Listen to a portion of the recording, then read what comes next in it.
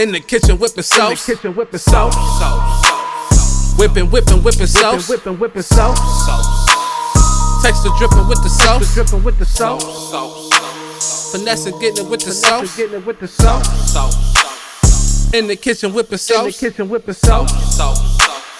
Whipping sauce. Whipping sauce. My texture dripping with the sauce. Dripping with the sauce. Flexing on them with the sauce. Ladies and gentlemen, welcome to Chef Life TV. Today I have a very special guest. I'm a big fan of hers.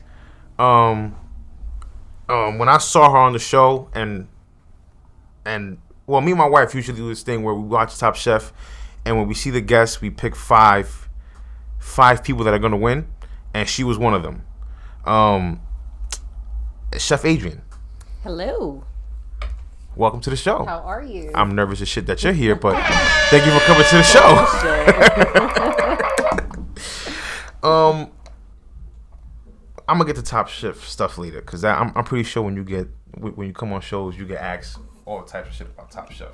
Frequently. Yeah, so we're gonna just stop that. But it's not a bad thing. I mean, it is. Yeah. It was a big part of like visibility in my career, so it's not something I'm opposed to talking about at all. Okay.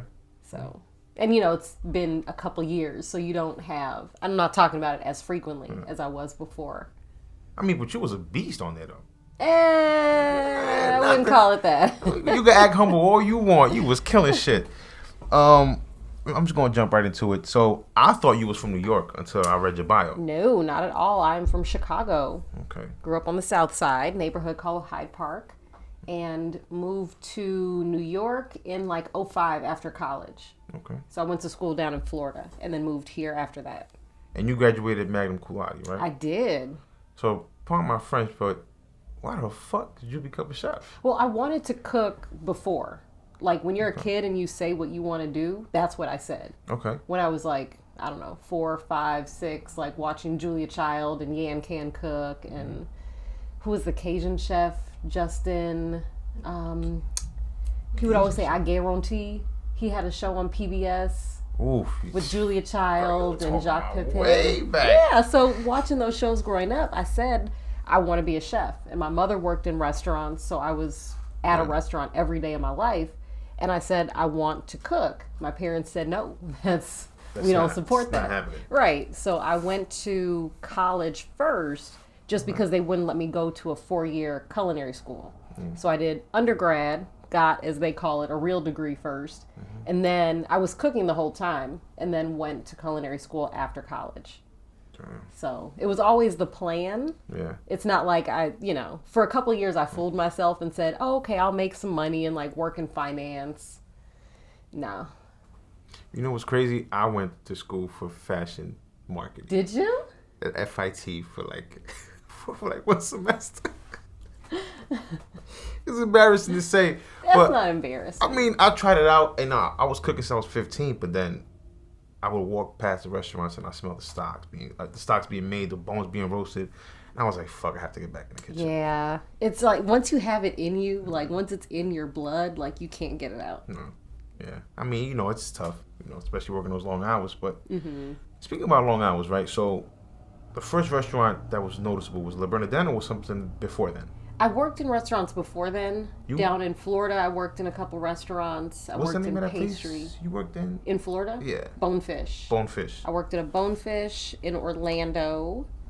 I worked at the Sandestin Golf Resort, Golf and Beach Resort. It's on the Panhandle, and it's a massive resort. So it's like the Hamptons of the South.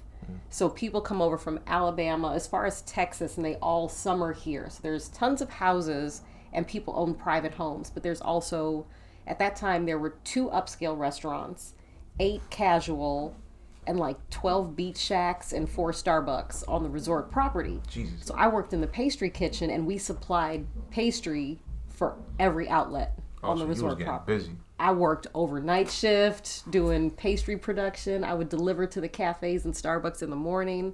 I worked the regular shift doing like production for the restaurant outlets. It was real. Oof. It was real. Then I moved up to New York. And then you started. Yeah. So I'd worked in a couple restaurants and I did catering in college. So yeah, I mean, I've always been cooking. But Le Bernardin is like the most well-known restaurant I've found myself at. So you have both. You have pastry and. Mm-hmm. That's awesome. Not I that many started people in can say pastry. that. Well, I was kind of like OCD as a kid. I had like these weird habits of like lining things up and counting them. I don't know why. It was like the weirdest thing. And I just like loved precision. Yeah. So my mom was like, well, give pastry a try.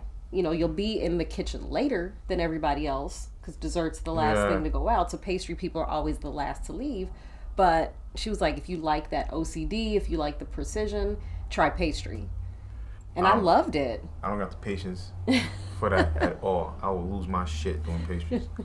Seriously, I can't. I mean, I could give you, listen, I'm not one of these chefs that's gonna lie and be like, yeah, I could throw down the pastries. Listen, I'll give you fucking apple crumble, some fucking pudding. As long as you've got a couple things. Yeah, I'm good. That's all you need. Yeah, but when it comes to my game is cool. My puree game is the shit. Like, I'm the man when it comes to, I mean, and every chef should be a little cocky, right? Right. But when it comes to pastries, I don't got it. I'm sure that apple crumble is off the chain. Yeah, it's pretty I mean, good. the apple crumble is like the perfect freaking dessert. Yeah. I love an apple crumble. That's a good one to have. Yeah. Okay, awesome. So glad you came. Now I know how cool you are. I'm a little loose now. Now I'm gonna start cursing a little more. Good, okay. Good, because I curse a lot, so I've been trying to hold back. What would you say is the biggest misconception about you? I don't know. Because I don't know what people think of me to tell them that they're wrong. I mean, yeah, I'm unclear. Did you feel like you was like the underdog every time you stepped foot in the kitchen? I always felt that way because I'm short, I'm brown, I'm a woman, and I was different from everybody I worked with. And there was one day I remember when I'd started at Le Bernardin, and there were, you know, like the group of people you come in around the same time with. You're all on that first station. And the head chef was walking around with Chef Repair and kind of like pointing out the new people. Didn't point me out, didn't say anything. It was like I wasn't even there. Damn. And he was pointing at this one guy who was a complete dick. This guy was a complete asshole. And the boss was like, that guy there is a chef. I was like, what the fuck? Because he's an asshole? He's not even that good of a cook. Yeah. Like, he just bangs shit out with, like, very little precision, very little care, no finesse. But he's the chef of the group? Like, word? Nah, So I was just... been tight.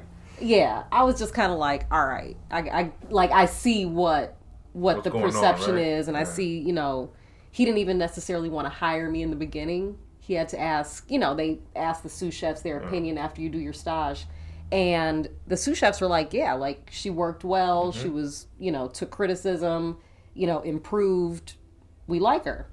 He was like, I don't know. What do you give her, like a month? That's fucked up. It is. It's real fucked up. It's real fucked That up. shit gets me upset, man, when people think like that, man. Yeah. And listen, man, I don't doubt anybody. If you come to the kitchen and you got it, I'm fucking hiring you. Thank you. If you have passion and you care, like you can teach skill. You can teach knife skills. You can learn how to cook. You can learn technique. But you can't learn how to work well with others and how to have that drive, ambition, and passion. That's something you can't teach. But he didn't see that. And that's what pissed me off. Yeah. That was years ago, though. Well, you explained he is a complete dick. Jesus Christ. Working at Le Bernardin, you worked your way up to sous chef, or was it executive sous chef? Yes. Excuse you the can't fuck out take of me. that executive part off. Excuse the fuck out of me. So, I feel like, was that guy still there? Yeah. How the fuck he felt, huh? You know, it was probably, I don't know, I had been there for maybe 2 years. And don't get me wrong, like most people do 1 year at Le Bernardin to get it on their resume and have like, because you can't get a recommendation or really put it on your resume if you didn't do that year. Okay. So it's like you commit for a year when you take the job. A lot of people just do the year and bounce. Because they can't take it? They can't take it, but they also don't care to. They just want to have on their resume, they want to go back home to wherever they're from. You know, if it's another country or another city, they just want to have like, I got this place on my resume, this place on. It's like just another blip on their resume just to show where they've been. So after a couple of years when I had stayed, he was kind of like, in one of my yearly reviews, he was like, you know what? I'm not going to lie. I didn't think that you would stay that long. And I didn't like pay, pretty much like told me like I didn't pay you much attention, you know, when you started. But, you know, he said, every time I've moved you up to a new station, you may not get it on day 1 or day 2, but he was like, once you get a station, you are the most consistent cook in the kitchen, and you always improve. Yeah, Chef Eric told you this. This was Chef Chris, the guy that ran the actual kitchen day to day. That's awesome. Yeah. So I'm pretty sure old boy felt like a complete jerk, right? That Chris was old boy. Oh, yeah. Shit.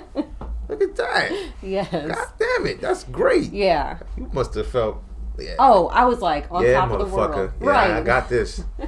So you did it within 2 years?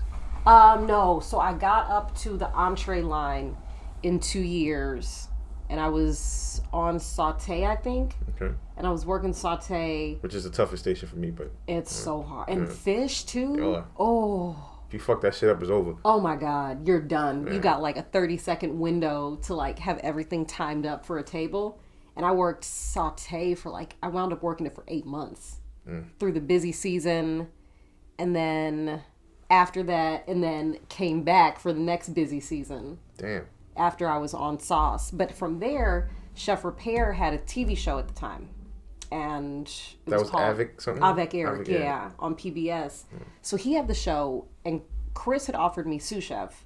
Chef Repair was like, well, you can leave the kitchen and work with me on the TV show, cookbook, and kind of just switch over to the consulting side. And I did that for a year. And then once we got the cookbook finished, I'd gotten a job offer at 11 Madison. Trailed there, and I was going to work with the team at EMP, and I was pretty excited about it. It's like something different, but then Chris was like, sous chef is still on the table here. Like, if you leave the consulting company, that doesn't mean that you can't come back to the kitchen. Oh, that's great. I was like, well, damn. Start all over at EMP or take sous chef at Le Bernardin. It was kind of weighing those two. So I decided to stay at LB, take sous chef, and then from there it was probably another couple years before exec sous. So did your staff find it difficult when you got promoted? Some people did, because at that time it was a very bro-y kind of environment. In the year that I had left the kitchen, the entree guys and the people that I came with had kind of filtered out and were moving on to their next restaurants after they had been there for between 2 and 3 years. Okay. So the new group of people that had come in during that year, I was out of the kitchen, I knew, but I didn't know that well. And they were kind of bro-y, the kind of dudes who ball flick each other down the line. Or just talk shit. Yeah. It was not it wasn't my favorite group of cooks that I'd worked with. Some were. There were some great people who were more mature, but some of the guys were just that kind of asshole, kind of clicky shit in the kitchen where it's if you don't look like them and you're not one of them, they just yeah, I know exactly what you mean. I went through that a lot. Yeah. A lot. And it's funny because it was a couple Dominican chefs and cooks that didn't think that I could speak Spanish. They thought I was black. And they'll be like, yo, they say it in Spanish. We're going to get rid of him because they're hiring. So I want my cousin to come on. And I speak that Spanish like, Mama huevo, ¿qué tú dijiste, coño? And they'll fucking straighten up and fly right, man. It happens, right? Yeah. And they weren't bad dudes. They just weren't, it wasn't the same environment that I had before. Yeah. It was more they didn't know the restaurants I had worked at. To them, this was the first restaurant I've ever been at. And I'm taking a sous chef position. So it's well, why don't you fucking ask me where I've worked? And if I'm a fucking sous chef, don't you think? Right. Yeah. Right. So happens. It wasn't bad. There were just 1 or 2 people, but they still know you're a sous chef. There's still that respect no matter what. Because I still have my chef who's oh, you're gonna do what the fuck she says. But it was weird because Chris wanted everybody to be just an asshole, because that's the way he ran the kitchen, right? So he would, when I was calling out tickets and expediting. One night, he walked up behind me. He's like, I've heard you be a bitch. He's like, why don't you just be a bitch? I'm like I don't mind. I can be an asshole if I need to, but why do I need to all the time? Yeah, if he messes something up, it's of over. Course. Yeah. Don't get me wrong, all bets are off then. Yeah. But why am I just being an asshole just Off for the gate. sake of it. Yeah, no. Like, they know the urgency and how soon I need this plate to finish this table. They know the timing on these tickets. So why am I just going to keep berating somebody during service? It's not going to get the best out of them. No, it never is. You know, I got pots thrown at me, but I always told myself once I became a chef, I wasn't going to do that. Mm-hmm. So, And did you? No, I mean, there was times that I fucking snapped. I'm not going to lie. It was times I snapped, and I wasn't proud of it. But you know what? When people don't do what the fuck they're supposed to do, it kind of gets to you a little bit. Yeah. Yeah. Especially when you see people who are kind of like, when you see that look on somebody's face where you know they're kind of like either checked out or don't give a fuck, that's when I got mad. That's when I would really get mad. And I never like threw anything. I've definitely like slid somebody a plate back, like, oh, you're gonna get this shit off my pass. Like, there's no fucking way I'm sending this. Like, you're out of your mind. But I'm not gonna just like scream. Like, it's weird to manage if it's not your personality that way. Then it doesn't seem like a good fit. It seems disingenuous, and the cooks don't believe you. Like, the cooks I worked with, they knew that I wasn't like this raging bitch, so it would be like, it would just be weird for me to start behaving that way. Yeah, it wouldn't look good on you. Yeah. Yeah. Yeah, it didn't fit. So I took more of like the disappointed mom approach, where I'm like, you're actually a good cook, but you're giving me shit that shows me that you just don't know what the fuck you're doing. That still stinks a little bit. That stinks a little bit. But it's still good though. It's better than yelling. But Right, that stinks a little bit, yeah. It gets the point across. Yeah. You don't have to raise your voice. You know, I like kitchens to be like calm. Yeah. Like, if everybody's pushing and working hard, there's no reason to like yell and scream. Yes, there are times where it happens, and you know it needs to happen, but it doesn't have to be like that kind of environment all the time. If you keep people like on their shit, And then moving. why? Yeah.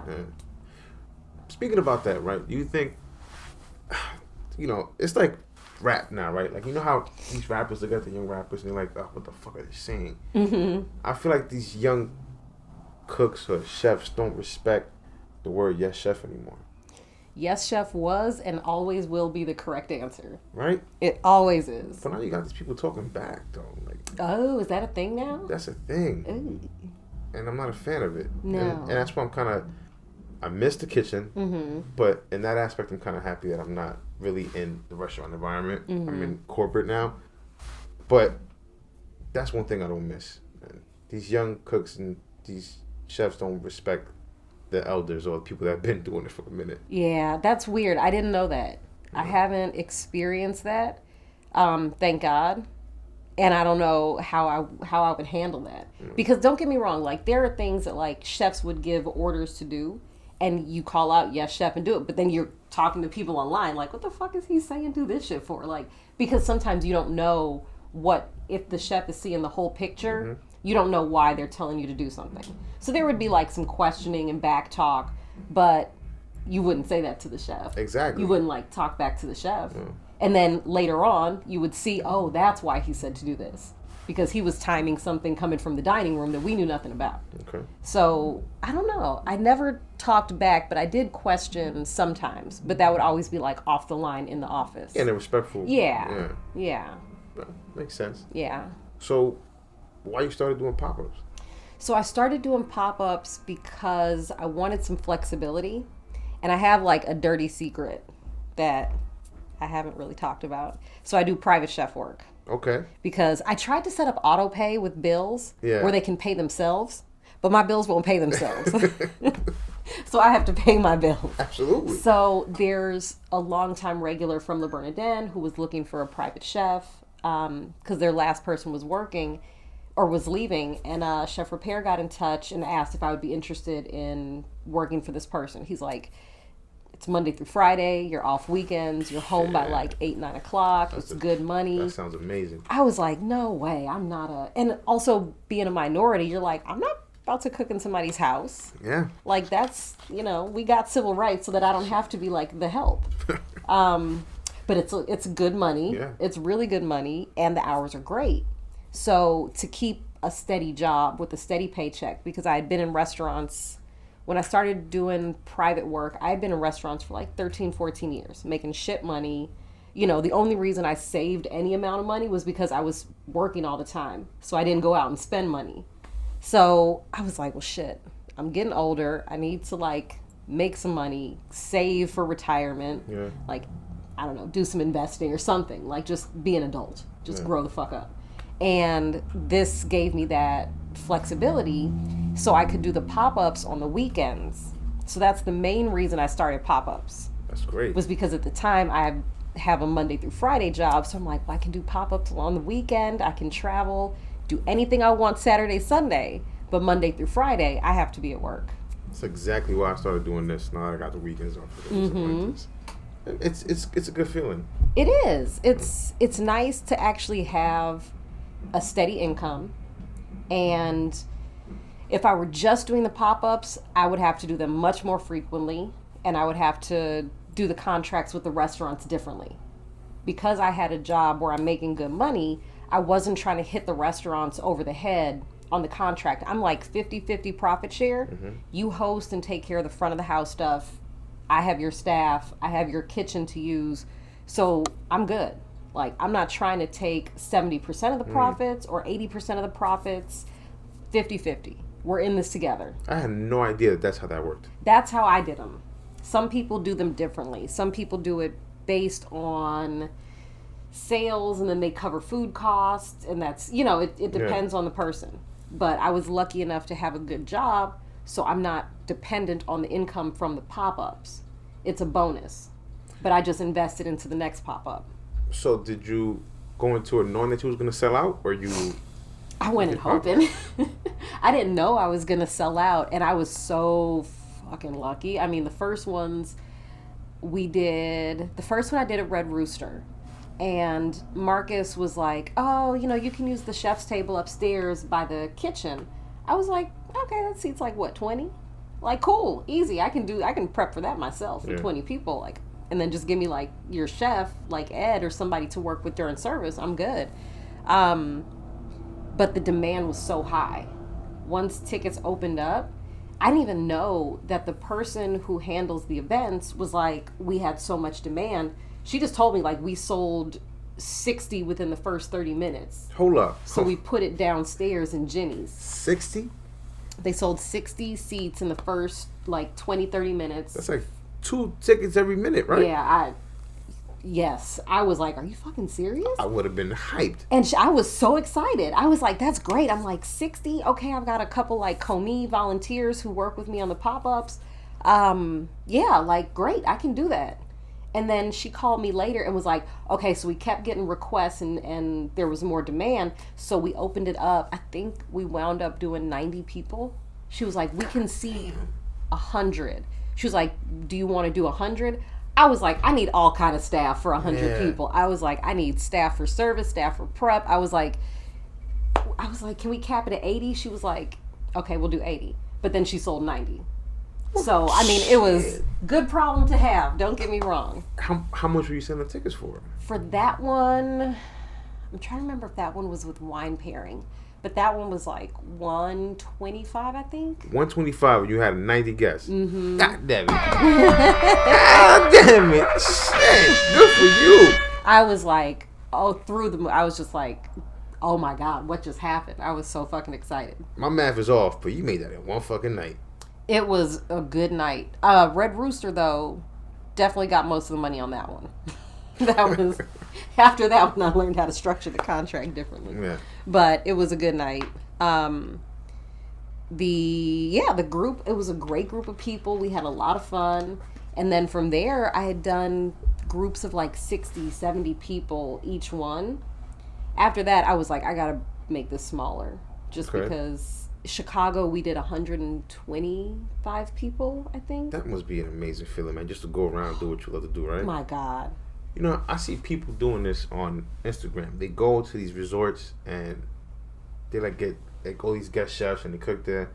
And I'm a little upset because I asked people, yo, how you got put on? I want to get put on. Oh, yeah, I'm going to tell you. Motherfuckers never hit me back. Of course. And never tell me. I want to eat too. Like, right.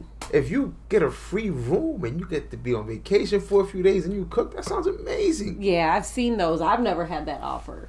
I've never had an offer to do that. I would love that if anybody's listening.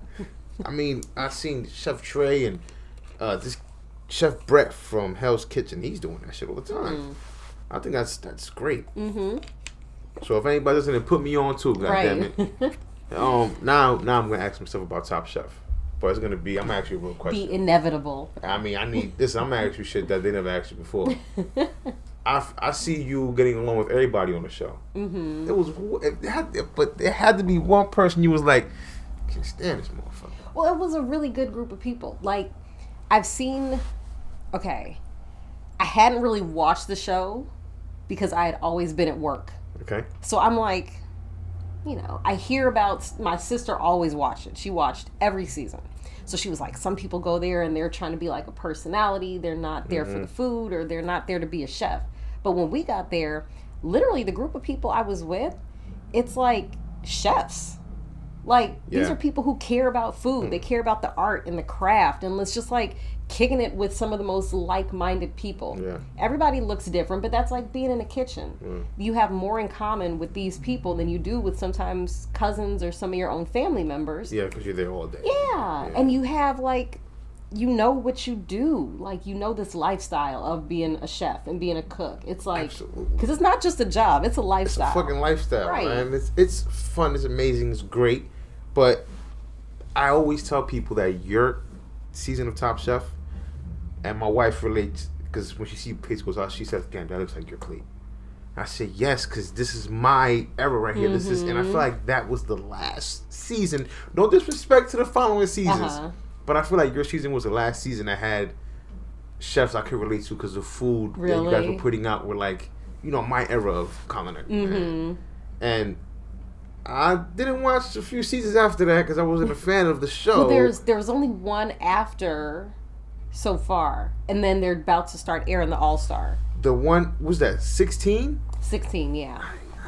No disrespect, man. I wasn't. You know, and I speak to.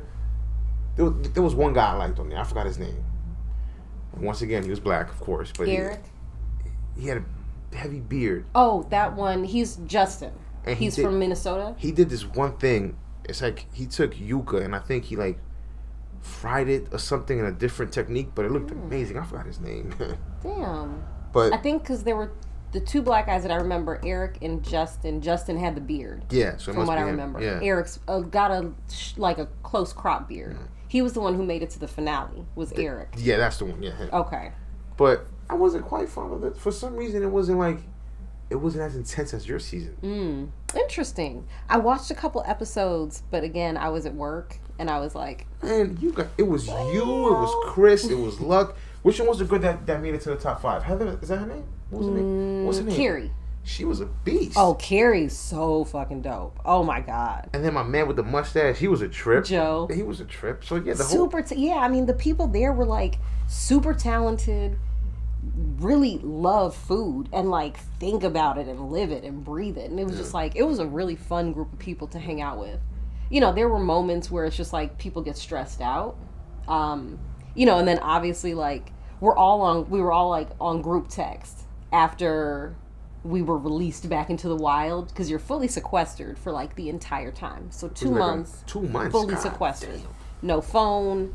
You have like every 3 or 4 days you get like phone access or computer access to make a couple calls and do some work and stuff. But you're like, no newspapers, no nothing. For 2 full months. Can't like call and talk to people whenever you want. No texting, no none of that. They take your phones away. That's kind of fucked up. So after the 2 months, we're all on group text together. And right before the Restaurant Wars episode aired, we had one person like drop out. Like literally just dropped off the WhatsApp chat. And we're like, what happened to Claudette? And then on that episode was where she was talking shit about like me and Carrie. Ooh, and we're like, oh, there you go. That's why she dropped off. That's the answer I wanted right there. No, I mean, she was cool. Don't get me wrong. Yeah. I didn't have a problem with her, but I had a problem with I have a problem with shit talking. And the thing that I learned about reality television is that you're mic'd up, there are cameras on you all the time. But if you don't acknowledge something, they don't know that it happened. So we're talking about our dish so when Claudette got sent home and then she came back later, the episode she got sent home on, we were doing a team dinner, and Claudette and I were doing the first course. We're talking about what it's going to be. Claudette's idea got voted down by the group. I didn't say, no, let's not do that. I was like, cool, let's roll with that. The group was like, no, we don't feel like that'll be good for the dinner. Yeah. Let's go with something else. So I recommended this. They're like, cool, let's do that. Claudette was like, cool, we can do a cold smoke on the fish and do this. I'm like, great, let's do it. Do you want me to do the fish part or do you want me to do the garnish? She's like, I'll take care of the fish. You know, if you can take care of all the garnish and all this stuff. I'm like, cool, I got it. She comes to me while we're prepping and was like, how do you cold smoke? I was like, you're the one who fucking suggested cold smoked fish and you want to ask me now while we're like 3 hours to service? Like, if even 3 hours, like 2 hours, like you want to ask me how to cold smoke? So I covered up my mic. I was like, are you fucking serious? I was like, you gonna ask me how to cold smoke when that was your like So suggestion? why the fuck would she even bring it up? Right.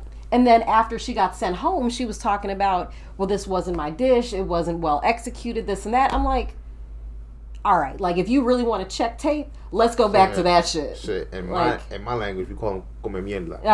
Yes. Yes. Yep. Talking mad shit. But at least you covered your mic, though. That was respectful, Yeah, because right? I wasn't trying to put her on blast. I would have. That's the thing. I wasn't trying to put her on blast. And that's how I approached it. Yeah. And then when she got sent home, she starts talking shit about everybody. And I'm like, oh, Lord. That's why you should have put her on blast. See, now she's talking shit about, nah, I hate that. That's but not cool. that was the only thing that like kind of rubbed me the wrong way.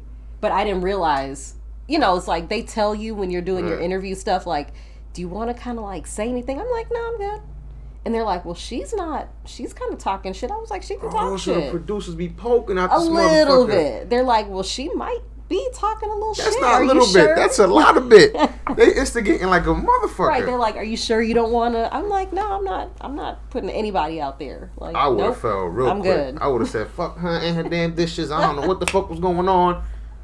I would have went off. No, she's cool and her food is really good.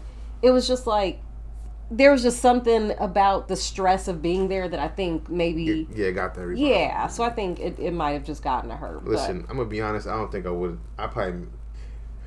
If I was to be on Top Chef, if I don't get kicked off, if I'm not the first person kicked off, I'm fucking fine. Yeah. That's the only thing I would hate. Mm-hmm. If I make it, just let me stay one episode or two and I'm good. And imagine, like, on the first episode, I got called up there to be one of the people that they're deliberating about sending home. So literally they called my name. I was like, fuck. I was like, first episode I get sent home. This one. Damn it. See, but you came back and you motherfucker up in the head. You came back and you did your thing. Oh, finally. It took a while. Man, listen, I ain't had no doubt. It's just so weird because they tell you, like, cook, like, in the beginning you're doing all these, like, events. So it's like 300 people, or they tell you, like, do 300 portions for a walk-around event. That's going to be like 4 hours. And if you run out, you get penalized. So I'm in like kitchen mode where I'm like, chef said 300 portions, I got to have 400. Mm-hmm. And, you know, it's like, so I'm doing way too much prep and not honing in and tightening up. If I had done smaller portions or fewer portions, I could have like really honed in and like executed better. But I was just all over the place. I was like, I don't know what I'm doing. Oh, shit, ain't look like that to me. I just like, I was clueless. I got there, I was like, I don't even know what to do right now. So when you made it to the top 3, right? Mm-hmm. Were you upset that you didn't win? Hell yeah. I mean, listen, man, I'm gonna watch that. I felt like you had it. You know, I don't know what happened there, but I feel like you had it. I felt like it could have gone either way. The mistakes that I made that I think probably cost it for me in the end were that I didn't take into account the fact that we're at altitude. So that's right. You guys went to, yeah. So I did octopus, which you have to braise, which took like 3 times as long to braise than it normally does. So, and then I also did a braised meat for the entree. That didn't take necessarily more time, but things dry out quickly at altitude. They call it a high desert for a reason. The air is fucking dry. Damn. And doing braised octopus, fine, but if I had left it whole instead of slicing it, or just, you know, it's like I should have tweaked things that I normally do, like I don't know, in New York or another city, I should have tweaked the menu more to accommodate the environment that I was in, which I didn't. So, I mean, that's on me. I think they could have given it to me, but They could have let you slide, you man. know, that's okay. I don't want to win on a slide. I want to win because I killed it. And I feel like you killed the shit, so I well, don't know what thank happened you. there. I was happy for Joe though. If I'm gonna lose to someone, at least it's someone I like. Joe's the not the guy with the mustache, the other guy, right? The other Joe, Flam from Joe- Chicago. Yeah. You know, I speak to IDM Brother Luck for advice sometimes, Aw. man. And I was surprised he DM me back. Mm-hmm. So I have conversations here and there. Nice. Yeah, I'm gonna say after you leave, I'm gonna have a little video and I'm gonna say a statement about something that me and him talked about because it's kind of hitting home. But, what was the first dish that made you realize, yo, I got this chef shit down? I could do it. Like in life in general. Well, in the kitchen, like in a professional environment. There was a very technical dish at Le Bernardin. It wasn't necessarily the dish, but it was the technique behind this fucking black bass. Crispy skin black bass. Flat, not cracked, not pulled off the sides, but perfectly executed black bass. To be able to pull that off consistently on nights where you're doing like 250 covers or, you know, something like that. And this dish was on the tasting menu and a la carte, so you're cooking black bass. And that was like the bane of every saute cook's existence at Le Bernardin was the fucking black bass. When I got that, it was like, all right, Yeah, I can good. do this. Yeah. Because things like learning pasta, learning how to refine dishes, like come up with dishes. Like when I got my first dish on the menu at Le Bernardin, oh my God. Like, Which was what? it was a striped bass tartare. And the coolest thing about it was the sauce. So I didn't know, but mango is also a natural emulsifier. Okay. They tell you about Dijon, they tell you about egg yolks. Nobody says mango can also hold oil. So I made a vinaigrette with mango, olive oil, a little jalapeno, shallot, garlic, and like, you know, a vinegar, like a flavor, like a citrus, I think it was vinegar or something.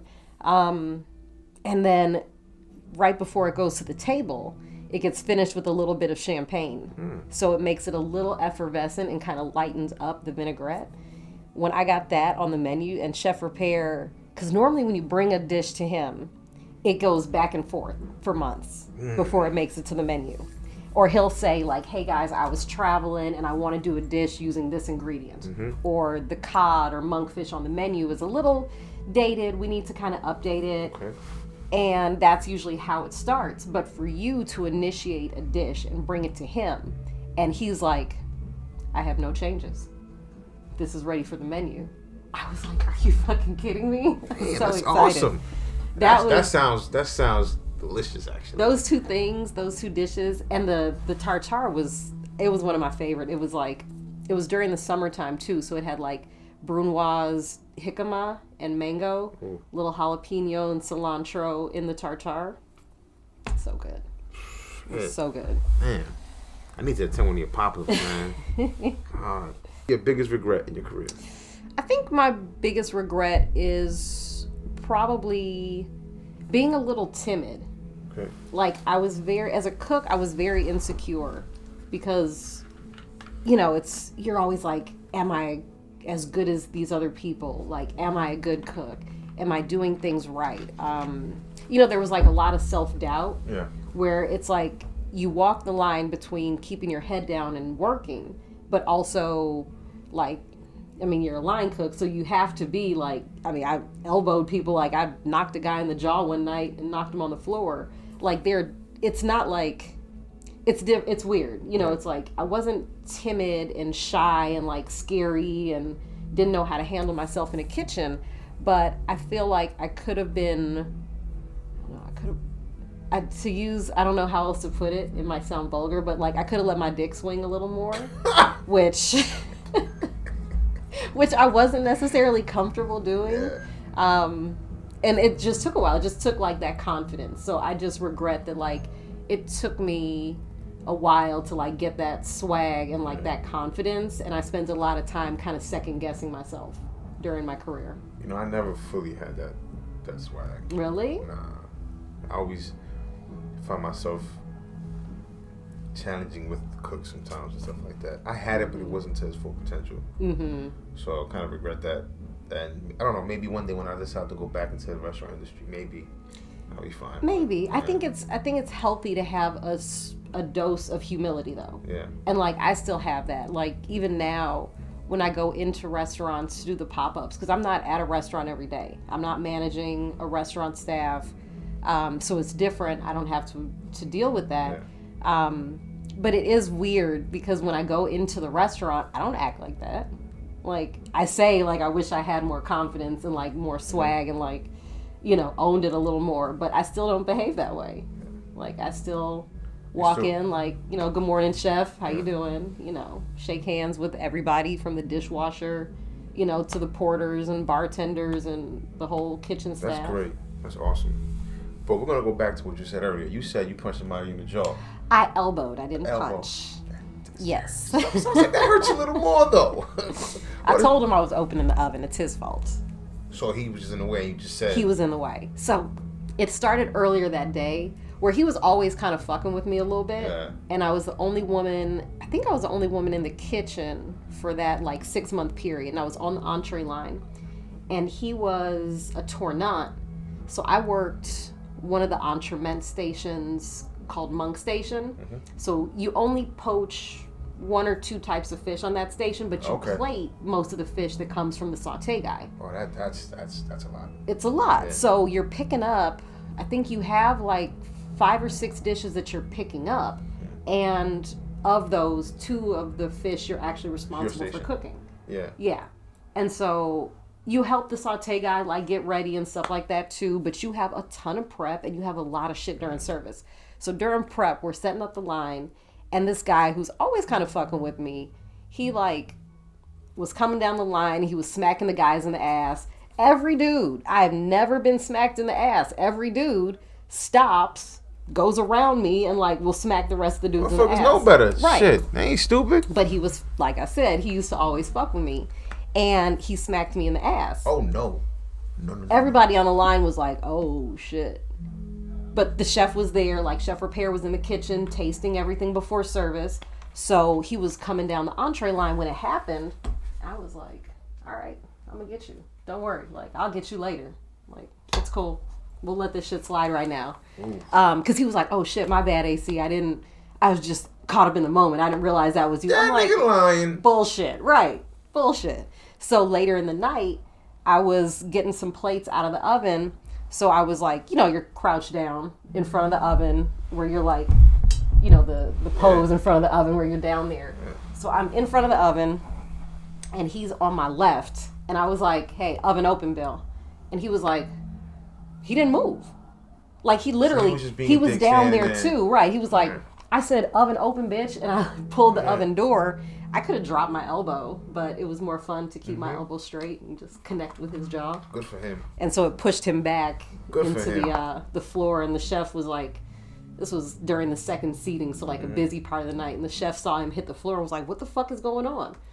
I was like, shit, I don't know. He's looking a little clumsy, chef. I would have told him the truth. Fuck him.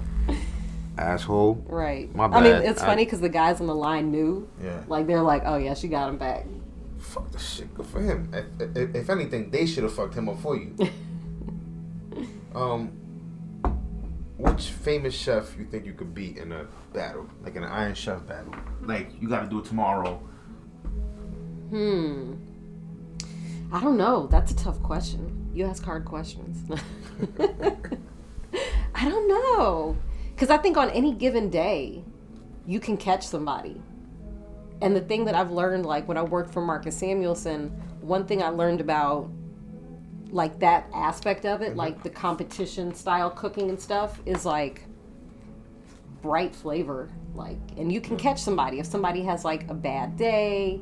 Like, I don't know, if I'm having a good day and anybody's off their game, they could all go down. But you never know. I could be having a bad day and get my ass kicked. But I feel like you didn't answer that question. Who can you beat in the kitchen? if like, okay, let's say it's like, I don't know. All right, let's say you got to. I'm gonna mention some cards right now. Let's say you got to face Thomas Keller, or Eric, right, or Burke. I'm talking about old school. John George, right? Danielle. You had to pick one of them to beat to go up against. Who would it be? That'd be tough. So I know Chef Repair's style. So I feel like I would know what to expect from him. But I don't know if I could beat him. Damn.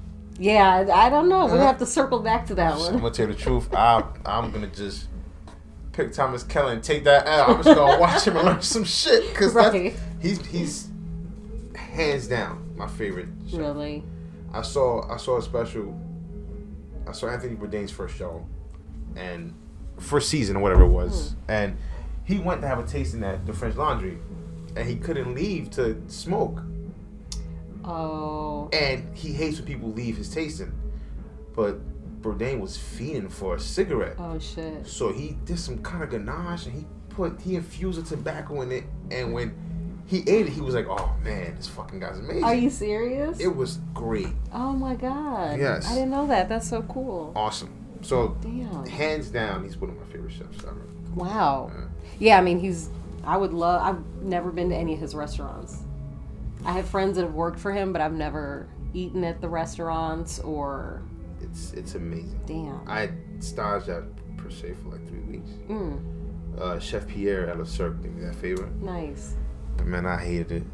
I hated it so much, man. It was like a tension. I felt like I was back in the army. I had to stand up straight, salute every time somebody walked in the kitchen. It wasn't fun. Okay. It wasn't fun. Yeah. I mean, did you have fun at Le Bernardin? I had a blast. Or at Red Rooster, right?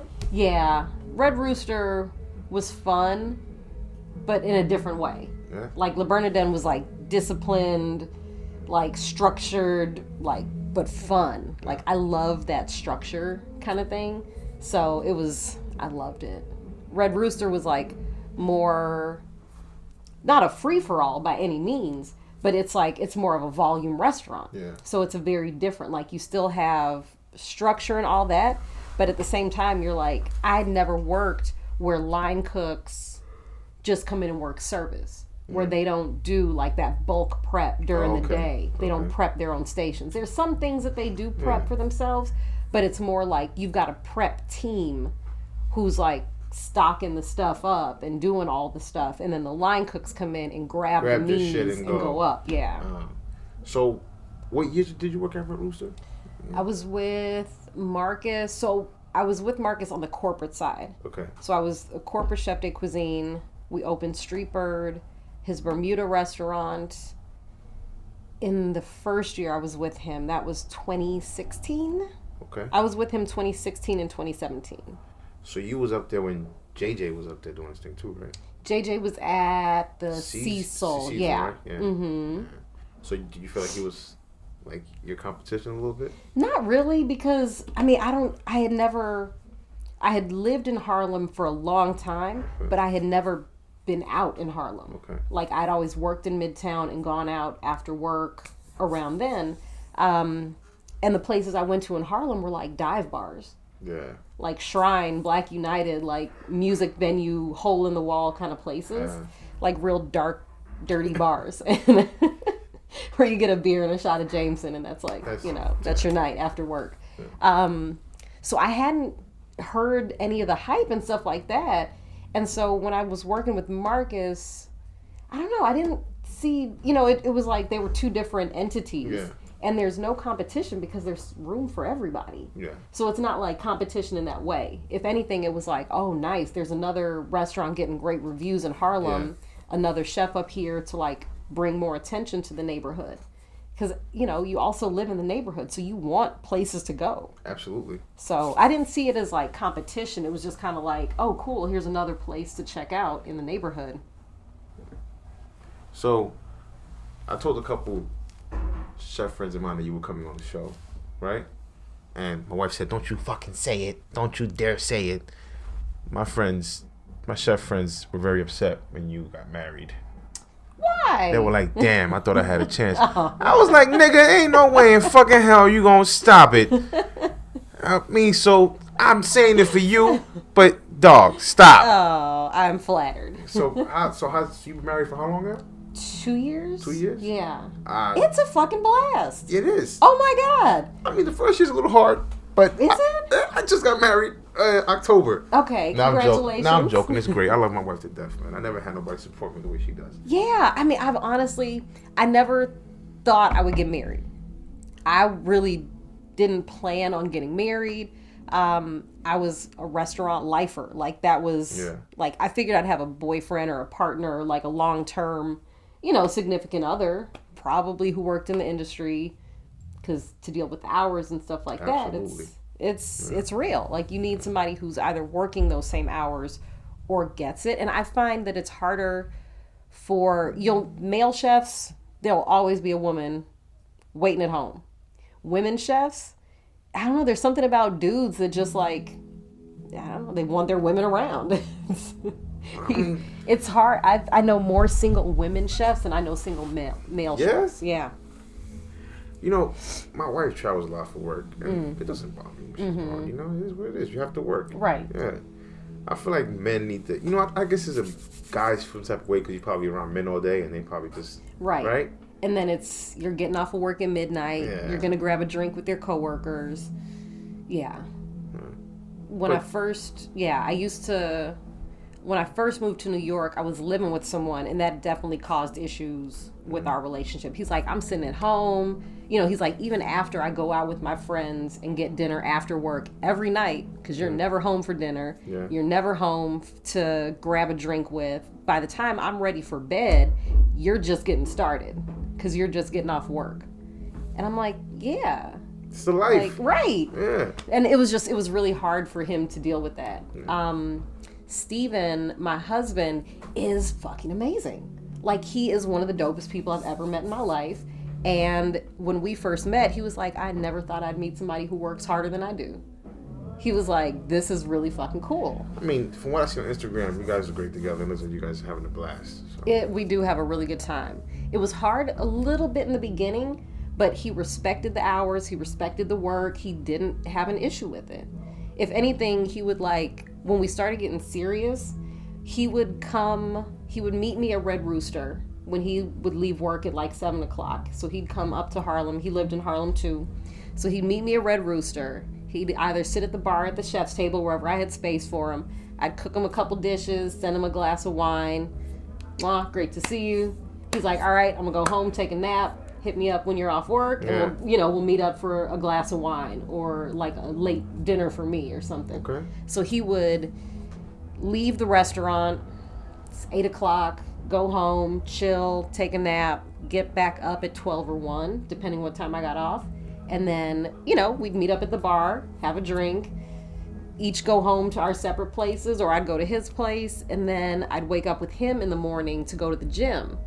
Because if he can take a nap and wake back up to spend time with me at night, that was my concession. That's nice. I'll wake up, and then go back to bed after the gym. But, at least like I'm doing something for you like you've done something for me. That's great. So it wasn't easy at first, but it's gotten a lot easier now with the private chef work.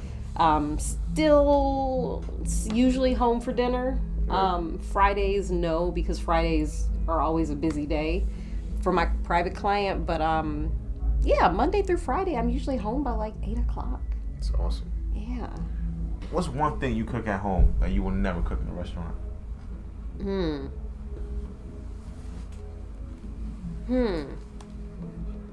That I wouldn't cook in a restaurant. That you want to keep for yourself. Well, then I couldn't tell you. It's different though now with the pop-ups. Yeah. I definitely did that for a lot of years in restaurants working for other chefs. There was stuff that I wouldn't do or put on the menu at the restaurants because I didn't want to give up my dish or my component or whatever it was. Now with the pop-up series, I want to cook everything because it is a direct reflection of me. Before, like when I was working for Marcus, I'm like, well, he's also black and he's got that kind of perception of Red Rooster having like a very southern soul food kind of like deeply rooted in it. So I'm like, the food that like the uni spoon bread that I did on the first course of the finale, like I wouldn't do that because that could be a Red Rooster or Marcus Samuelson dish. Okay. And I don't want to give that to somebody.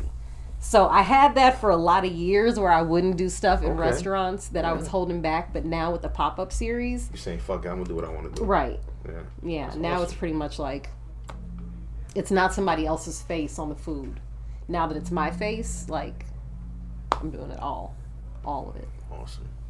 Thank you for coming out today. Thank you for having me. I usually let the chefs finish off. I usually tell the chefs to, like, I don't know, motivate young cooks or like young colored women. Like, what would you tell them if you had a chance? If they're getting into this industry, what would you tell them? Like, words of inspiration. I would tell them to have fun and enjoy it. Okay. This is literally the best. I think becoming a cook and a chef is like the best job you can have. You can travel the world for free and get paid to do it. You can pick any country in the world and get a job. You can pick any industry in the food in hospitality and have a job. You can eat for free all the time. It's so much fun. And to like, I think cooking is like the truest expression of love.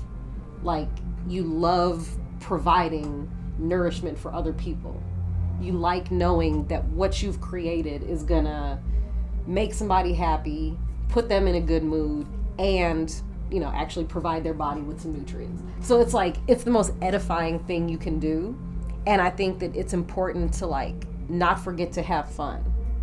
Take it seriously. It is an art, it is a craft, it is a science, but enjoy it. Like, really have fun with it. Awesome. Well, thank you for coming out and putting up with this cold ass room. I was like, oh, maybe I'll take my hoodie off. Nope. Nope. Hell no. Nah, I really appreciate you coming to Oh, thanks for having me. It was fun. I do love the show. Thank you. I started doing it, and I'm like, me and him. I told him, I said, actually, he's helping me because one guy that was supposed to record for me, he fucked up completely. He showed up late. He charged me like $400 or some shit like that, and the shit came out horrible. And I said, bro, I know you're doing your thing. You need to come and help me. And I'm winging it. I'm not gonna lie. I'm winging the fuck out of it. Isn't that how it all starts? Yeah. And little by little I get more comfortable. But when I have somebody like you, I get nervous as shit. Because you've been. Shut up. I'm telling you, I was a fan of yours the whole time during the show. Thank you so much. I appreciate that. Because you never know how you're gonna like come across or look, or I'm like, do I look like a complete asshole? Like, I don't know how to cook. I don't know what I'm sleeping doing. giant. When I said, yo, her right there, she got it. Your hair was neat, your shit was clean. It was like, let's fucking go. Right. Oh, I came for war. Yeah. When I was going, my mother was like, now do not be one of those women on the show with your hair all out. She's like, just pretend like you're going to work. She's like, do me that favor. I mean, there do be some girls and they're looking a little sloppy. Yeah. Like, I'm sorry. Your hair is supposed to be pulled back for a reason. It's because nobody likes to eat hair. But the same thing, there's some dudes in there too that be looking crazy. Yeah. Like, dude, you're on TV and you're a chef and you looking a hot mess. Yeah. Like, I don't know, you just want to present yourself well. It's like, I wouldn't want to eat somebody's food if they look dirty and, like, unkept. Like, one of my friends started, like, a little podcast stuff, like a video thing where you show him cooking and he has a black and mild on the counter, his beard is long. I said, bro, listen, I told you need to make sure your shit is clean. You got a rag that looks filthy. Like, dude, get it together, man. Yeah. I'm like, yep, we'll just watch the video, but I wouldn't attend a session of him cooking. Thank you so much. I Thank appreciate it. you. Thank you very much.